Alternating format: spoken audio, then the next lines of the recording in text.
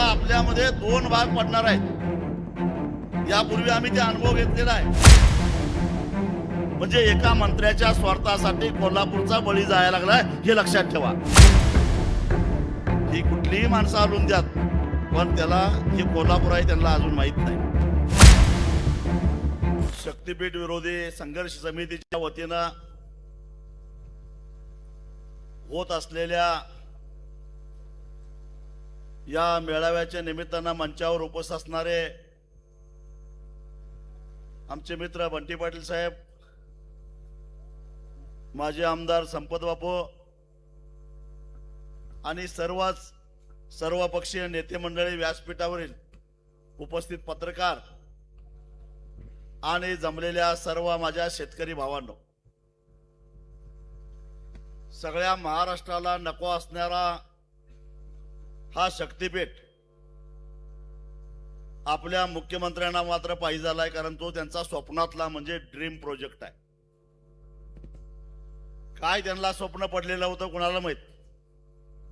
कदाचित दिल्लीवरनं निरोप आला असेल, कारण दिल्लीचा लाडका उद्योगपती ज्यानं गडचिरोलीला 2 लाख झाडांची कत्तल करून तिथनं आदिवासींना हुसकून लावून जे खनिज उत्खनन करायला सुरुवात केलेलं आहे, त्या एक्सप्रेस हायवेच्या माध्यमातून त्याच्या स्वतःच्या मालकीचा असणारा मडगाव मधल्या बंदरातून ते सगळं परदेशामध्ये निर्यात करायचं आहे। आणि त्यासाठी संपूर्ण महाराष्ट्रातल्या 13 जिल्ह्यातल्या जवळपास 21,000 एकर जमिनीची नासाडी करून, कारण 21,000 एकर पैकी जवळपास 16 ते 17,000 एकर जमीन ही बागायती जमीन आहे। ही काही कालव्याखालची जमीन नाही। शेतकऱ्यांनी आपल्या जमिनी घाण ठेवून कर्ज काढून लिफ्ट इरिगेशनच्या द्वारे पाणी आणून बागायती केलेल्या जमिनी आहेत सगळ्या। या जमिनीमध्ये मी धाराशिवला गेलो, बार्शी परिसरामध्ये गेलो, अगदी हिंगोली संपूर्ण महाराष्ट्रातल्या 13 जिल्ह्यामध्ये जाऊन आलेलो आहे। अहो 20-25 किलोमीटरवरनं पाणी आणून शेतकऱ्यांनी शेती जमीन ओलिताखाली आणलेली आहे आणि ती जमीन काढून घ्यायचा घाट त्यांनी घातलेला आहे। आणि आमच्यासारखे जेव्हा त्याला विरोध करतात त्यावेळी आम्हाला विकास विरोधी ठरवलं जातं, आम्हाला आंदोलन जे बी म्हटलं जातं। आम्हाला कुठलाही काही निर्णय झाला तर त्याला विरोध करणारे माणसं आम्ही असं म्हणून आमची प्रतिमा तयार केली जाते। विरोध केला काय हो आम्ही? रत्नागिरी नागपूर हा जो रस्ता आहे आपल्याच जिल्ह्यातनं गेलेला आहे, त्याला आम्ही विरोध केला का? हा केला, काही अंशी केला, पण तो शेतकऱ्यांना मिळणाऱ्या मोबदल्या संदर्भात केला। रस्त्याला विरोध केलेला नव्हता, तो रस्ता आता नीट चालू आहे। त्यातही चोकाक ते अंकली हा जो 38 किलोमीटरचा भाग होता, तिथं मोबदला एकदम कमी, म्हणजे कायद्याच्या दुरुस्तीनंतरचा मोबदला मिळणार होता, ते नैसर्गिक न्यायाला धरून होणार नाही। अंकली ते सोलापूर किंवा अंकली ते चोकाक ते रत्नागिरी या मार्गामध्ये शेतकऱ्यांना ज्या दरानं पैसे दिलेले आहेत त्या दरानं चोकाक ते अंकली या 38 किलोमीटर मधल्या शिरोळ आणि हातणी तालुक्यातल्या शेतकऱ्यांना सुद्धा पैसे मिळाले पाहिजेत। म्हणून आम्हाला 3 वर्ष संघर्ष करावा लागला। त्यावेळी कुठं केवळ या 38 किलोमीटर साठी म्हणून वेगळा शासन निर्णय करावा लागला सरकारला आता 2 महिन्यापूर्वी। म्हणजे तो शासन निर्णय शक्तीपीठ महामार्गाला लागू नाही आहे हे लक्षात ठेवा। गिरीश पोंडेने अगदी बरोबर सांगितलं, अजून धोरण ठरलेलं नाही आणि त्यांचं धोरण ठरलेलं आहे। मला माहित आहे की 2013चा कायद्याला त्यांनी परत 1956चा महामार्ग अधिनियम लावलेला आहे आणि त्याच्यामध्ये दुरुस्ती आणि 2021 साली केलेली आहे। आणि त्यामुळं आपल्या जमिनी कवडी मोल किमतीनं जाणार आहेत। घरात जाऊन तुळीवर लिहून ठेवा पाहिजे, माझं जर खोटं वाटत असेल तर। पैसे अजिबात मिळणार नाहीत फारसे, जमीन मात्र जाणार आहे। आता आपल्यामध्ये 2 भाग पडणार आहेत। यापूर्वी आम्ही ते अनुभव घेतलेला आहे। एक महामार्गाला विरोध करणारा वर्ग आणि दुसरा महामार्गाचं समर्थन करणारा वर्ग आता एक बिळातनं बाहेर पडणार आहेत। काही काही उंदरं आता बाहेर पडलेले आहेत. चंदगडमध्ये एखादा मेळावा झालेलाच आहे आता. आणि हे काय म्हणणार आहेत, जिल्ह्याचा विकास होत असताना ही माणसं जिल्ह्याच्या विकासाच्या आड यायला लागलेले आहेत.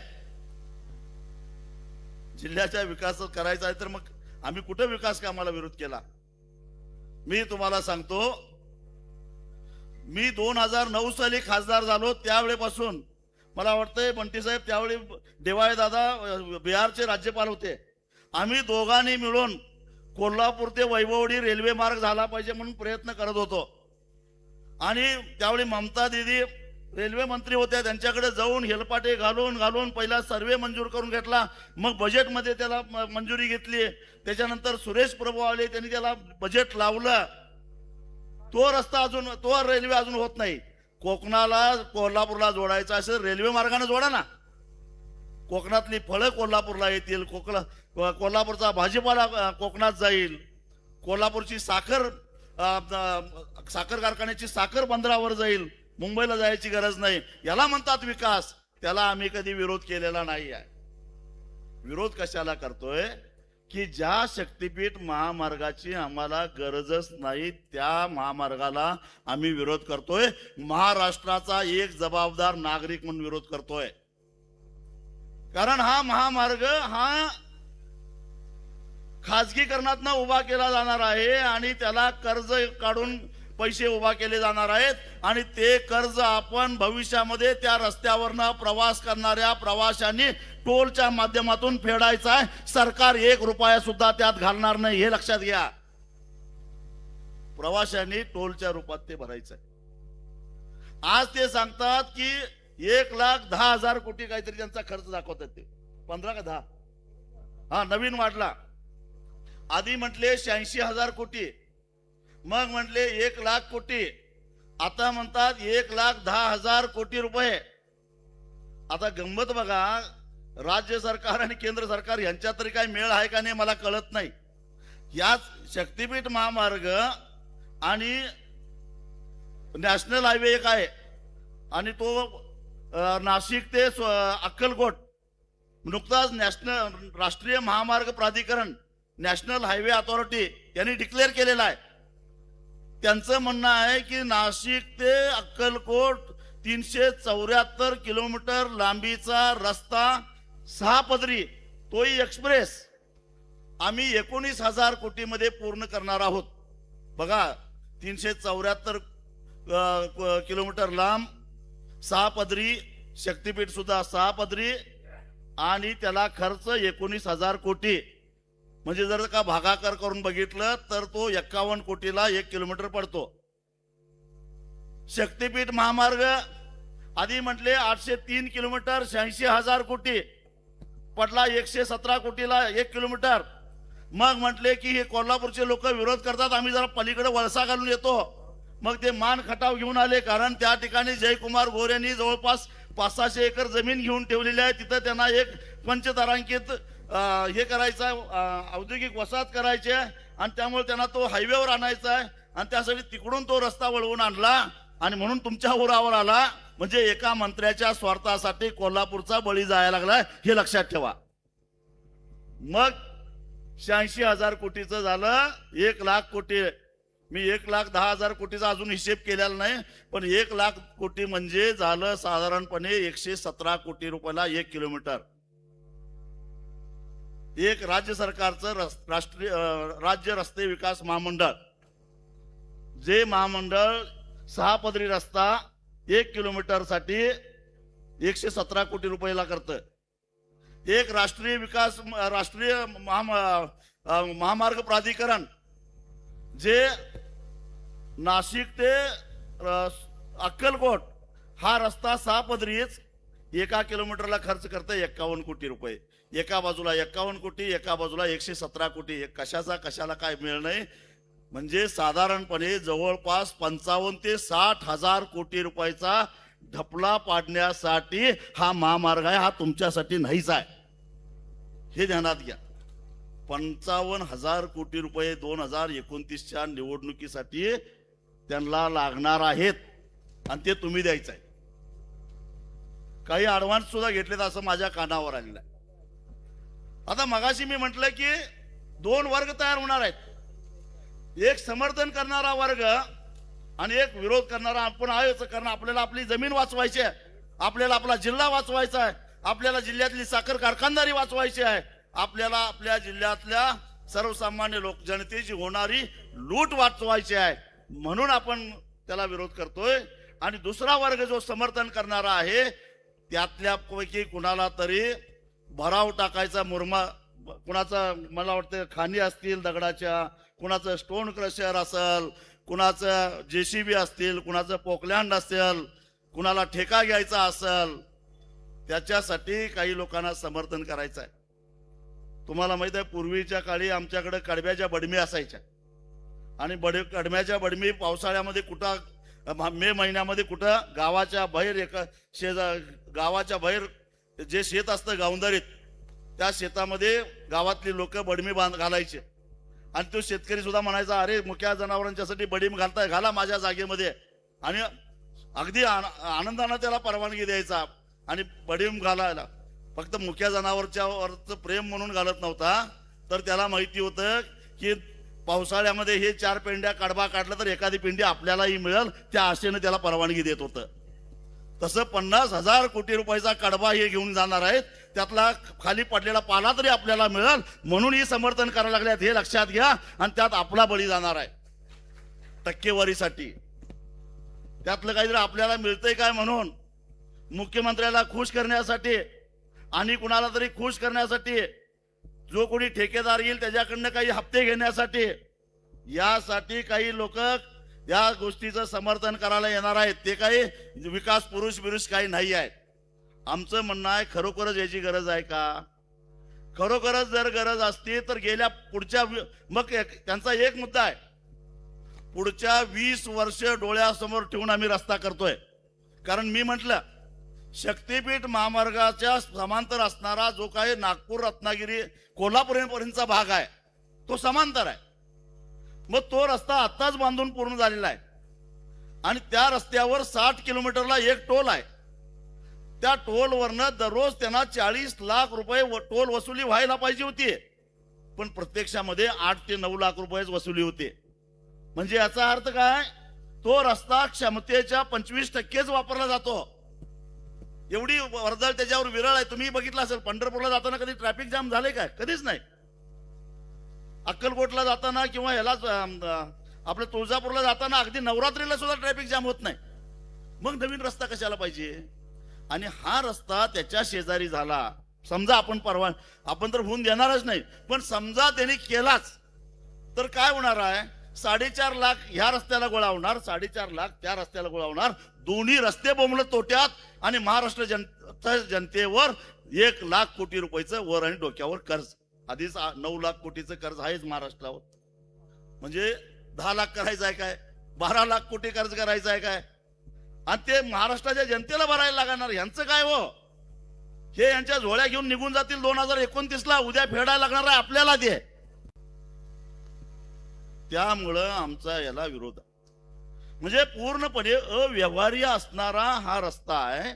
दुसऱ्या बाजूला सांगली कोल्हापूर जिल्ह्याच्या बाबतीत बोलायचं झालं तर आधीच आम्हाला आलमट्टीच्या धरणामुळं, हिप्परगीच्या बंधाऱ्यामुळं आणि मांजरीच्या पुलाला घातलेला जो भरावा आहे कृष्णा नदीवरचा, त्यामुळं कोल्हापूर शहर, इचलकरंजी शहर, आमचं शिरोळ तालुका, हातकणंगले तालुका, करवीर तालुका हे पुराच्या खाईमध्ये आहेत. 15 दिवस जीव मुठीत धरून राहायला लागतं आम्हाला. का तर डोंगरावरनं वेगात येणारं पाणी त्या पाण्याच्या प्रवाहामध्ये आलमट्टी, हिप्परगी आणि मांजरीचे हे जे काय अडथळे आहेत ते अडथळे निर्माण करतात. पाण्याचा वेग कमी होतो आणि पाण्याचा वेग कमी झाल्यानंतर वरनं येणारं पाणी परत वेगात येतं. पाणी तुंबतं, तुंबत मागं जातं आणि पुराचा वेढा आपल्याला पडतो. जो पूर 4-5 दिवसात ओसरायला पाहिजे तो 15-15, 20-20 दिवस पूर ओसरत नाही. त्याच्यामुळं शेतीची वाट लागणार आहे. आता मला सांगा की सांगलीपासून, आमच्या जयसिंगपूर पासून आलमट्टीचं धरण 200 किलोमीटर लांब आहे. तरी त्या आलमट्टीच्या अडथळ्याचा आम्हाला पुराचा हे होतो, त्रास होतो. मांजरी इथनं कोल्हापूर पासून जवळजवळ 100 किलोमीटर लांब आहे, तरी मांजरीच्या पुलाच्या भराव्याचा त्रास कोल्हापूर शहराला होतो. मग मला सांगा की हा सांगली जिल्ह्यातून येणारा शक्तिपीठ महामार्ग ऐतवड्यापासून वारणा नदीच्या काठावर भराव पडायला सुरुवात होणार, ते पार अगदी बहिरेवाडीपर्यंत भराव पडत येणार डोंगरासारखा. ऐतवडे ते बहिरेवाडी पन्हाळा तालुक्यातलं जवळजवळ 5.5 किलोमीटर लांबीचा वारणेच्या प्रवाहाच्या विरोधामध्ये प्रवाहाला अडथळा आणणारा जर का डोंगरासारखा भराव तयार झाला, तर मग वारणा नदीच्या पश्चिमेला असणारी जी काही गावं आहेत, शिराळा तालुक्यातली आणि वाळवा तालुक्यातली आणि आपल्या पन्हाळा तालुक्यातली, यांची अवस्था काय होईल? कोडोलीची काय अवस्था होईल? पारगावची अवस्था काय होईल? तिकडं सातव्याची अवस्था काय होईल? पार अगदी मलकापूर पर्यंत, कोकरूड पर्यंत हा पाण्याचा तुंब जाणार आहे वारणेवरचा. आणि इकडं केरली पासून मला वाटतं शिरोली दुमाला पर्यंत डोंगरासारखा भराव पडणार आहे 17 किलोमीटर लांबीचा. मी अंतर काढून बघितलं, केरली ते शिरोली दुमाला 17 किलोमीटर लांबीचा भरावा जर का डोंगरासारखा या पंचंगेच्या आणि मला वाटतं की भोगावतीच्या नदीच्या प्रवाहाच्या विरोधामध्ये असा डोंगर तयार झाला, तर या पश्चिमेकडे असणारी जी काही गावं आहेत, मला वाटतंय चंद्रदीप नरकेंनी काय फुकाफुकी पाठिंबा दिलेला नाही, त्यांचा कारखानाच 20 दिवस पाण्यात राहील. त्यांच्या गोडाऊन मध्ये पाणी शिरलं साखरेच्या. काय करणार तुम्ही? शेतीचं काय होईल? अहो, अशा पद्धतीनं पुराचा फार मोठा धोका कोल्हापूर जिल्ह्याला निर्माण व्हायला लागलेला आहे. बरं, हे फक्त कोल्हापूरलाच नाही, तिकडे सांगली जिल्ह्यातही तसंच आहे. तिकडनं घोगाव पासून कामेरी पर्यंत कृष्णा नदीच्या प्रवाहाच्या विरोधामध्ये 17 किलोमीटरचा भराव पडणार आहे. आणि त्यामुळे कराड शहर, पाटण शहर, कोयनेवरचं यांना पुराचा धोका निर्माण होणार आहे. म्हणजे पश्चिम महाराष्ट्राच्या पाठीमाग हा जो पुराचा धोका निर्माण झालेला आहे, त्याच्यावर शिक्कामोर्तब करणारा हा रस्ता म्हणजे शक्तिपीठ महामार्ग. बरं, हे मी म्हणतोय म्हणून नव्हे, गेली 25 वर्षे सुरुवातीला आम्ही 2004 साली या आलमट्टी धरणाला विरोध करणारे दोघच होतो, मी आणि स्वर्गीय आर आबा तर म्हणत होते की आलमट्टी धरण फोडायला जात होते, ते गृहमंत्री होते. पण आम्हाला सगळे वेड्यात काढत होते. पण नुकतंच एकनाथ शिंदेनी जी काही कमिटी नेमली होती, त्या रुरकीच्या कमिटीनं सांगितलं की आलमट्टीचं धरण हे महापुराला कारणीभूत ठरतंय. हा निष्कर्षच निघालेला आहे. म्हणजे पावसाळ्यामध्ये पाण्याच्या प्रवाहाला जर का अडथळा निर्माण झाला तर पूर तयार होतो. हे आता IIT रुरकी या सरकारी संस्थेनं निष्कर्ष काढलेला आहे. आम्ही गेली 6 महिने झालं सरकारकडे मागणी करतोय. तुमची भूमिका प्रामाणिक आहे ना? तुमचा हेतू स्वच्छ आहे ना? रस्त्यामध्ये तज्ञ असणारी संस्था म्हणजे IIT रुडकी, आणि या IIT कडून तुम्ही तुमचा DPR तपासून घ्या. योग्य किंमत लावली काय? DPR योग्य पद्धतीने काढलाय का? त्याची किंमत योग्य आहे का? आणि भूगर्भ याच्यामध्ये पुराला कारणीभूत ठरू शकतंय काय? विरोधकांचे हे जे आक्षेप आहेत, ते आक्षेपाचं काय? या संदर्भातला एक तज्ञ समितीचा रिपोर्ट येऊन दे. आणि त्याने म्हटलंय की हे बिनबुडाचे सगळे आरोप करतायत आणि असं काही निर्माण होत नाही, पूर निर्माण होणार नाही असं म्हटलं तर आम्ही त्याचा विचार करू. पण सरकारची हिंमत नाही त्या IIT रुडकीकडे याची तपासणी करा. बरं, IIT रुडकी जाऊन दे, IIT पवईला द्या आमच्या महाराष्ट्रातल्या. पण नाही, आमचा अदानी सांगतोय ना रस्ता करा, तर आम्ही रस्ता करणार. मग महापुरात का जाईनात? बर, मगाशी कुणीतरी म्हटलं तसं केवळ जमिनी जाणार आहेत त्यांचा प्रश्न नाही आहे. ज्यांच्या जमिनी जाणार नाहीत त्यांच्या घरात पूर येणार आहे. गाव सोडून जावं लागणार आहे 15-15 दिवस.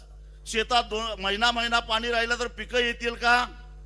मी जो काही कृषी तज्ञांच्या बरोबर चर्चा करून अभ्यास केला, त्याच्यावरनं निष्कर्ष निघाला मी असा काढलाय, सांगली आणि कोल्हापूर जिल्ह्यामध्ये मिळून या शक्तीपीठ महामार्ग ज्या दिवशी पूर्ण होईल आणि भराव पूर्ण होईल त्यानंतर या सांगली आणि कोल्हापूर जिल्ह्यामध्ये ऊसाच्या उत्पादनामध्ये 25 लाख टनाची घट होणार आहे. तुम्ही या आणा नाही तर काही आणा, पुढे याय काय करणार आहे तुमचं? 25 लाख टन ऊसाची घट उत्पादनामध्ये या रस्त्याच्या भरावामुळे होणार आहे. हे आपल्या कारखानदारीला परवडणार आहे का? के.पी. पाटील साहेब आता गेले, मगाशी सांगून गेले, आधीच 100 दिवस चालल्यात. हे 25 लाख टन सगळ्यांचं जरा जरा कमी करायचं म्हटलं तर तुमचा 100 दिवसाचा कारखाना 80 दिवसावर आल्याशिवाय राहणार नाही. नुकसान कुणाचं? शेतकऱ्याचं. कारण मग कारखाने काय करणार? आपल्या कार्यक्षेत्रात कुणाकुणावर परिणाम होणार आहे? सांगली जिल्ह्यातला सोनहिरा, त्याच्यानंतर राजाराम बापू, त्याच्यानंतर कृष्णा, त्याच्यानंतर हुतात्मा, त्याच्यानंतर विश्वास, हे सांगली जिल्ह्यातले कारखाने, त्यांचा ऊस कमी पडणार, ते इकडे येणार.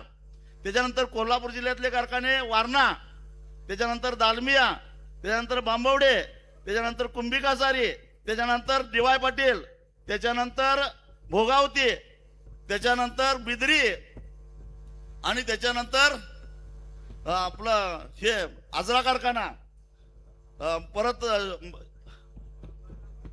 तांबाळे कारखाना. हे कारखाने एकमेकाचा ऊस पळवापळवी करत बसणार आणि मग ऊस कमी पडतोय म्हणून लांबून ऊस आणणार आणि लांबून ऊस आणणार म्हणून आमची आणि तोडणी वाहतूक 50 रुपयानं वाढणार टनाला. तोटा कुणाचा?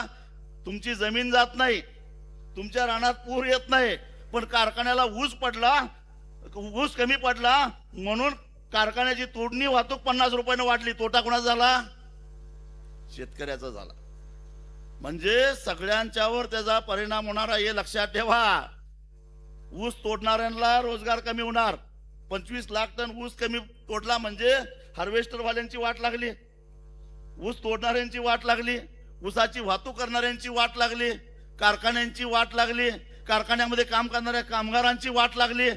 अरे जे कोल्हापूर जिल्ह्याचं एकूण अर्थकारण साखर उद्योगावर अवलंबून आहे, त्या अर्थकारणावर विपरीत परिणाम होणार आहे, हे समजून घ्या. आम्ही काही विकास विरोधी नाही आहे. आम्ही शाहू महाराजांचे वैचारिक वारसदार आहोत.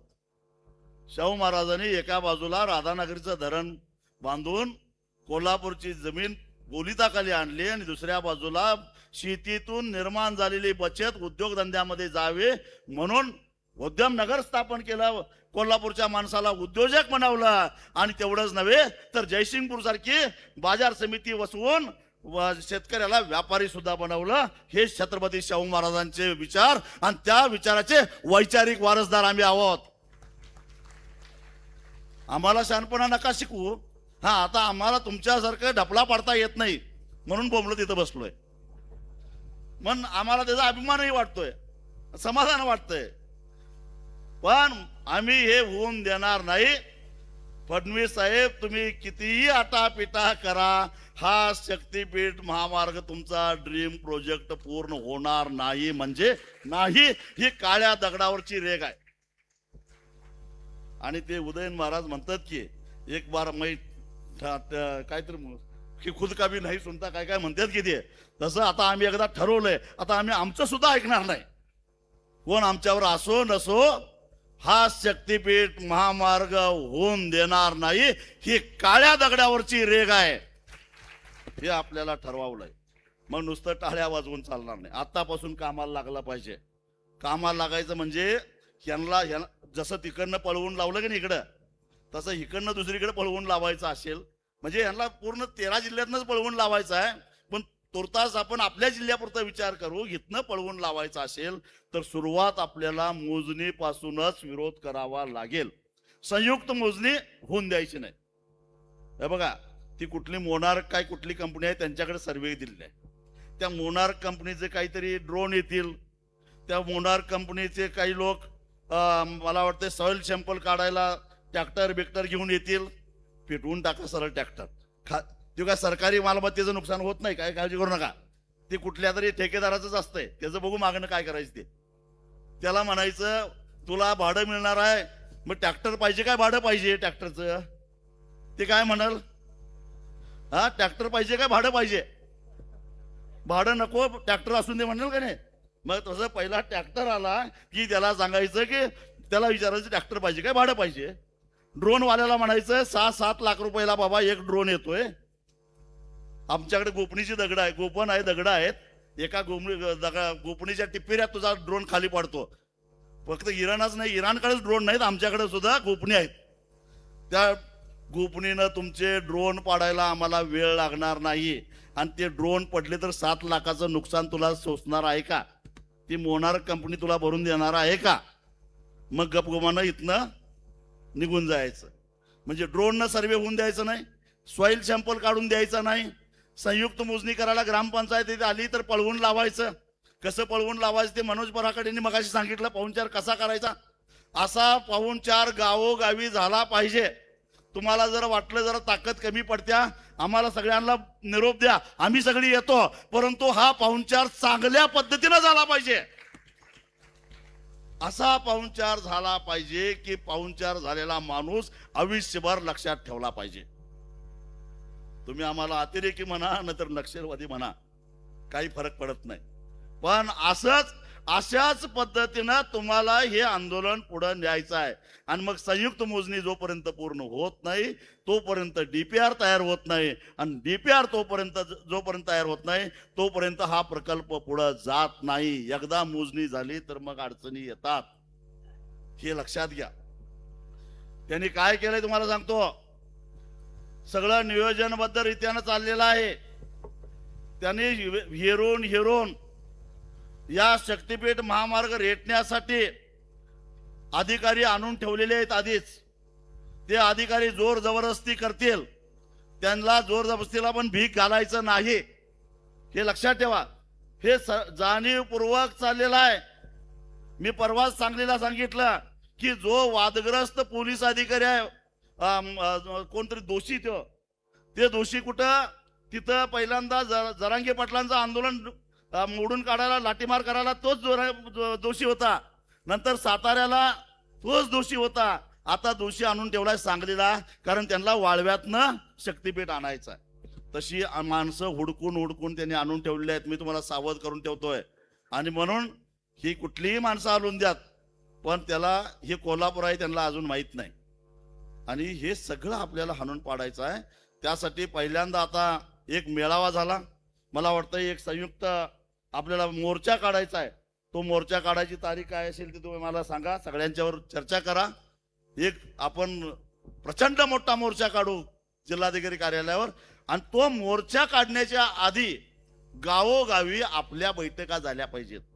एक सुद्धा माणूस सुटता कामा नये. ते विचारायचं, आता फाळणी झाली पाहिजे. इथं पार्ट्या दोनच, एक पार्टी शक्तीपीठ व्हायला पाहिजे म्हणणारी आणि एक पार्टी शक्तीपीठ नाही व्हायला पाहिजे म्हणणारी. आणि शक्तीपीठ नाही व्हायला पाहिजे म्हणणाऱ्यांचं बहुमत गावागावामध्ये झालं पाहिजे. तशी तयारी आपल्याला करायला पाहिजे. शक्तीपीठ व्हायला नाही पाहिजे म्हणणाऱ्यांची बाजू सत्याची आहे, न्यायाची आहे.